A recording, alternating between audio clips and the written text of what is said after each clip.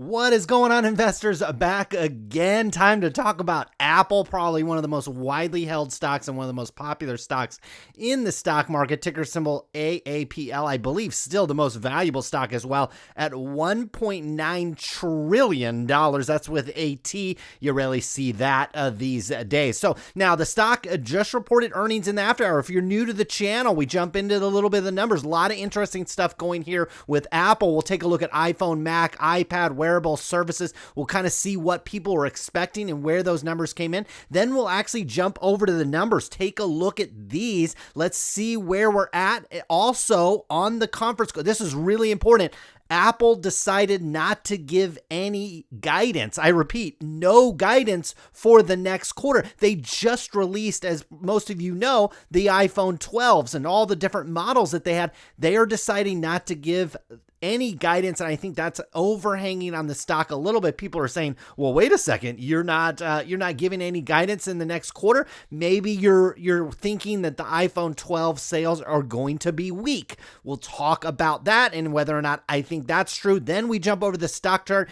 Take a look at this, guys. Look where this stock, it was here today. Okay, the stock started the day right here at this 110 level. It is right near a spot where I wouldn't mind buying this stock. So we'll come back and take a look at that. Now, really quick, I was on the Trader Merlin show yesterday. Take a look. This stock, this video right here, I was on this video. We had a great discussion about banks, the economy, kind of talked about some macro stuff.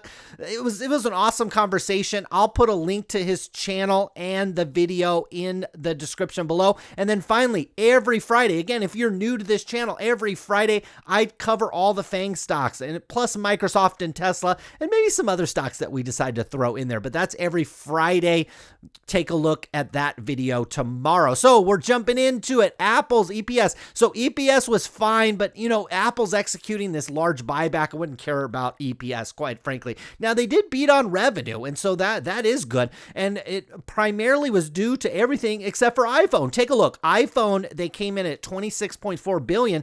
The street was expecting about $27.8, $27.7 billion. So came in about $1 billion light on the iPhone revenue. Now, most of us understand what's going on. I've been getting text messages for the last 2 or 3 months. Hey, I need a new iPhone. When's the new one coming out? People know I follow this company fairly closely. So they asked me, when's the new one coming out? And I said, just wait. And so also the other thing that happened in this quarter is the iPhone shipments got delayed. Normally we see these a little bit sooner, but because of the pandemic and maybe some logistic problems as well, Apple had to push the iPhone release and shipments all the way into this next quarter. So you're not seeing any benefit of the new iPhone. And then also savvy consumers, as you know, instead of buying an iPhone 11 right now for sticker price, you might as well wait till the new models come out and either get a new model or buy an older model, which more than likely will be less expensive. So I think this is expected by most consumers, but the street was disappointed by this. I think more so about the lack of guidance on the call. Mac came in at $9 billion. Take a look. That's $1 billion more than what people were thinking. iPad came in higher. That's really nice. Wearables came in slightly higher. Take a look at the service revenue. This is where it's at with Apple, because the gross margins on these services, this is like the Apple News. This is, the Apple iCloud. This is all the little services, Apple Music, all the stuff you pay for after you buy your iPhone. Then you start paying Apple $10, $15, $20, $30 a month, and they have a new bundle coming out that will probably drive these, in my opinion, drive these service revenues up even higher, because now you're going to be able to bundle all the services kind of into one bill and one tight little package. And I think it will be a popular service for Apple consumers. At least I'm expecting that. So really nice for the most part outside of the iPhone. But again, I think we can kind of explain that away. So let's jump into the numbers. We got 3 months ended here. Let me tell you something really quick. If you're new, not necessarily new to stock investing, but new to taking a look at the numbers from this perspective, coming in and taking taking a look at the statement of operations. We'll take a look at the balance sheet as well. I would encourage you to jump into Apple's first, because Apple doesn't do any adjusted numbers. They don't do any funky stuff like maybe Amazon does and some of these other companies. Apple is a real traditional kind of old school company. They report these earnings very cleanly. And so if you're just learning this stuff, Apple's a great place to start, in my opinion. So I'll help guide you through them, and then maybe you can take it yourself as well for future learning. So 3 months ended here, we got 19 over 20. And then we've got the 12 months ended. So we just ended our year, fiscal year, essentially, with Apple. So we've got a full 12-month view here. So we've got products. This is all the Macs and the iPads and the iPhones and all the stuff, the hardware stuff. We got from $51.5 billion down, down in the last 3 months, down to $50.1 billion. So we came down a little bit, again, likely driven because iPhone came in a little lighter than expected. And, we explained why that could potentially be. Now, but for the 12 months, higher, primarily driven because of Mac and iPad, people having to work from home, maybe update their computer because now they're working from home and not an office or something like that. And so we, ticked up nicely here. Now, the services, this is what I'd really like you to pay attention to here. We went from $12.5 billion just a year ago up to $14.5 billion. Let's just round this up to $15 billion. Give them credit for no growth. That is a $60 billion business, because this is for 3 months, so you can times this number by 4, and you get to a $60 billion with a B, $60 billion business right here on the services. And here's the other thing that I want you to take a look at. Let's take a look at the margins. Before we go any further, let's just take the margins on services. Take a look. We spent $4.8 billion to make $14.5 billion. Those are phenomenal margins. Let's take a look for the 12 months. We spent $18 billion to make $53.7 billion. Those are phenomenal numbers. And so when the service business is growing like that, that should get you really excited as a shareholder. Take a look at the margins on the product side. Again, not nearly as good, because you got plastics and chips and all this stuff, and then glass and all this stuff that has to go into these products. So you spend $151 to make $220. Okay, still really good margin, especially in consumer goods, especially in the computer and the cell phone business, but not nearly as good as these services. So this is what is going to drive Apple forward even more so than great phones and great computers, are all these add-on services, because the margins on this business is just phenomenal. I mean, these are just great margins. And if this business can keep growing, look, we grew this at that's a $2 billion clip in a year. Guys, we're going to be over a $60 billion business next year, and clearing huge amounts of money to the gross margin side of the business. So we take out our cost of sales here, and our gross margin for the most recent 3 months was go round that up to $25 billion. That compares relatively favorably to the previous period. Again, we actually noticed that we dropped on the product side. We're up just slightly on total net sales. We're up, what's that, about $650 million. But it fell through to the gross margins too. Gross margins on all their products. Apple's a really mature company. They have all their supply chains intact. Even it being disrupted with the virus and things like that, everything held intact here. We see for the 12 months, we went from 98.4 up to, we'll call that $105 billion of gross margin. That's not the full story though. Take a look. We've got other operating expenses, research and development. You'd actually expect this, quite frankly. I'd actually think you'd expect this to be higher with a company like Apple. They're probably testing a lot of products and creating products that we don't ever get to see. They spend about $5 billion in the quarter on research and development. I know that's a lot of money, but when you do $65 billion in sales, it's really not that much money. And they spent about $4 billion in the previous period. So not a big acceleration. We've got selling, general, administrative that ticked up just slightly. We see total operating expenses just for the quarter ticked up a little bit, probably accelerating a little bit faster than you'd like, considering that sales were essentially flat. Quite frankly, these are essentially flat because it's more or less a rounding error, but this is up about $1.3 billion. We're actually up on the expense side. So this is not necessarily a great thing. Now, for the 12-month ended, we're up just slightly as well.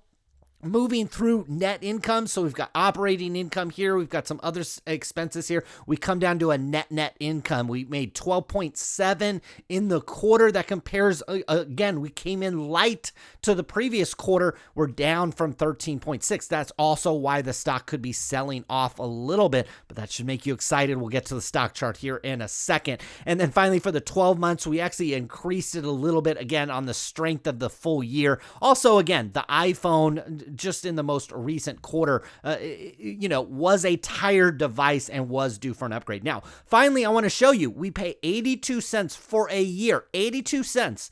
Apple pays in a dividend. That is a paltry 0.74 yield. I don't think anybody's buying this necessarily for the dividend yield. If the stock were to come back even further down, maybe south of $100, then maybe you can start making an argument.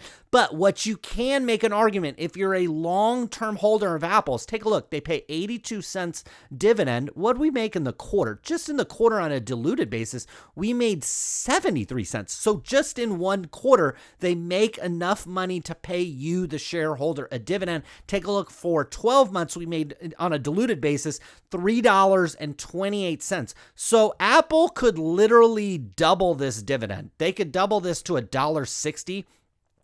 And they would have plenty. Wait till we get to the balance sheet. They'd have plenty of money on hand to keep operating that business. So that what would be getting me excited as a longer term shareholder as I am of Apple is this dividend should continue to grow. Your yield is not going to be great, but your dividend growth will likely be relatively strong. And if you're in it for the long term, that dividend growth is actually a powerful thing. So net sales by region, this is kind of interesting. Let's take a look. Let's take a look at just the 12 months trends. I think that the current quarter is fine, but the 12-month trend, as I kind of glance at, we see China down a little bit. Obviously, they were impacted by the virus a little bit sooner than the rest of the world, but everything else kind of checks out, and maybe Greater China is not as big on the PCs as maybe the rest of the world, and kind of that trend as well. That's possible. I'm just guessing there. And maybe on a service side, maybe they're not into the services as well. They're more hardware based. That would just be my guess. And so everything looking good in terms of that. Now, from net sales by category, you see iPhone ticking down. Take a look at this, and then look at the most recent quarter, really came down. But again, it's in a quarter where the iPhone 11 was, basically dead on arrival. Everybody was either waiting for a 12. Everybody was waiting for the 12 to come out to either buy an 11 at a reduced price or get the new iPhone 12, whichever you want to do. And so here we go. Mac sales up big. Take a look at that, and take a look at for the full year. Really nice growth on the iPad. Really nice growth on the wearables. Those are the iPods and the AirPods, excuse me. And just really solid growth. And here's the kicker down here. Look at what the second biggest business in Apple is now. Okay, it's not iPad, it's not Macintosh computers anymore. It's the services. Unbelievable. This was not a part of the business just a few years ago, and now it's the second biggest business. And I've actually seen some analysts predict this will be bigger than the iPhone business at some point. And if that's the case, good Lord, the stock is criminally undervalued at 110. We'll see if that's the case. If you believe the service business, it will become bigger than the iPhone business, and the iPhone business won't slide off, it'll stay about where it is, then yes, this stock is way grossly undervalued. So from a cash perspective, as we all know, Apple is just swimming in cash. They have, that's like $90 billion worth of cash. We've got total current assets here of about $143 billion. It's actually off quite a bit, but it looks like accounts receivable came in a little light. Inventory about the same. It's really this accounts receivable. It looks like they either took a hit there, probably not, but they probably just collected the money and went on their way. Now, total assets here, we've got $323 billion. Compares a little bit light from the previous period. Let's take a look. We've got a lot of debt on this company, okay? A lot of people don't necessarily know this. And so we actually have quite a bit of debt. We went from 91 up to 98. We've got termed just a little bit of its current up in here. So this is well over $100 billion worth of debt, but we have a fair amount of cash, obviously, on the balance sheet. Now, what Apple's done is they basically issued debt and bought back the stock, primarily, at least, and that's what I've seen them do with this debt. And so we'll see if that ends up being a good idea. But if you look at the interest rates that they're borrowing this money at, it's very, very, very small. So from a cash flow perspective, everything looks rosy. Take a look from a cash flow perspective. We've got some depreciation that we add back in, some stock-based compensation. This is for a 12-month view. You pull down your net income number here, or excuse me, this is the cash up here. But here's our net income number here. We went from 55 up to 57. We add back in some depreciation, add back in some stock-based compensation. We add back in our receivables, and we have an $80 billion worth of cash flow in the quarter. Let's take a look at what they did with debt. So take a look at this repurchase of common stock. Look at what they've done. So this is 12 months ended here, and this is the previous year. Look at this stock buyback. Take a look at this. They did a $67 billion buyback, and they did a $72 billion buyback in the most recent quarter. So guys, that is just, I mean, that's one of the biggest buybacks that I've seen recently as I analyze this. We see proceeds from the long-term debt. So we issued this debt, but we repaid about $12 billion. So we did net out some new debt.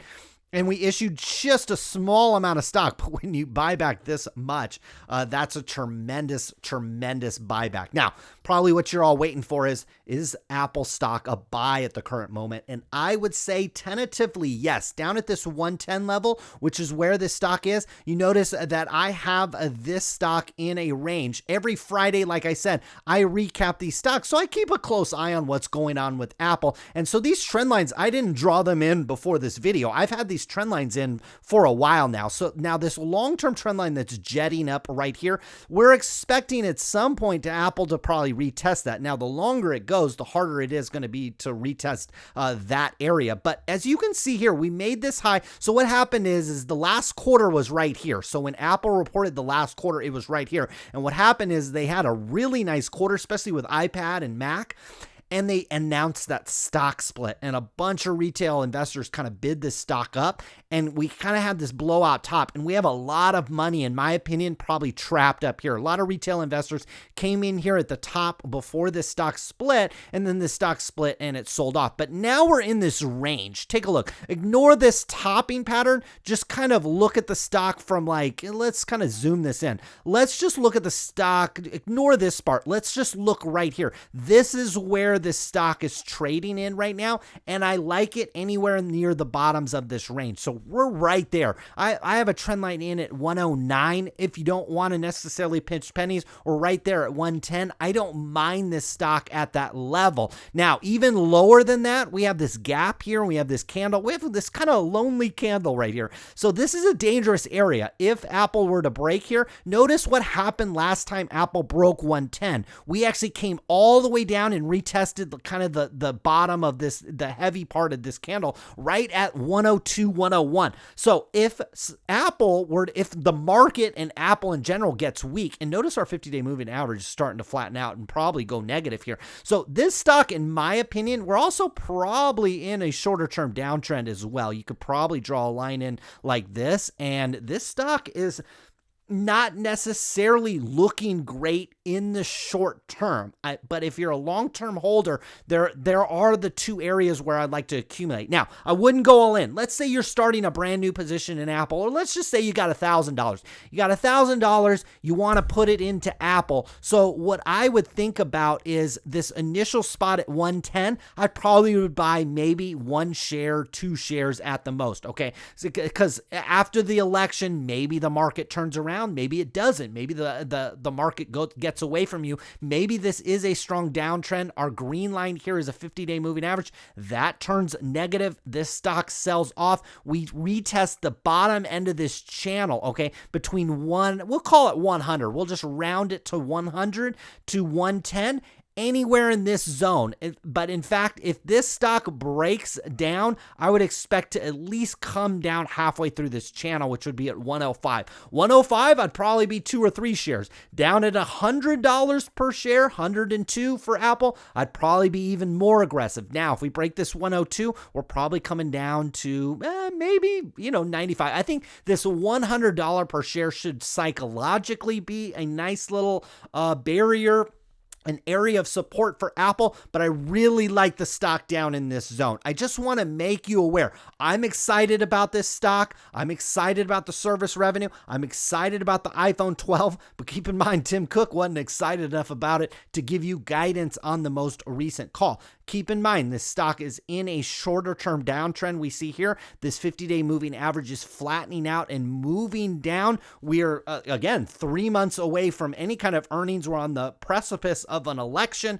So lots of negative things, but that does get me excited when stocks come into a zone. Now, if you want to trade this, I think you could come here at 110, put a stop at 105, because this stock could bounce around in the upper end of this range. If we break this 110, I think we're going to be stuck in this bottom channel, and you could probably drop this line maybe down to the bottom of that candle between 100 and 110, and you could play the bounces down in here if you wanted to trade Apple. But I'm a long-term holder of Apple. I think you've got some dividend growth, and you've got that services business, which will continue to move. But that's Apple for you. Down in the after hours about 4%, but it just basically wipes out our gains that we made during the regular session. See what happens tomorrow. Leave me a comment down below. What do you think about Apple? Are you buying, you selling? What are you doing with Apple? So thanks for tuning in. We'll be back again soon. Good luck with your investments.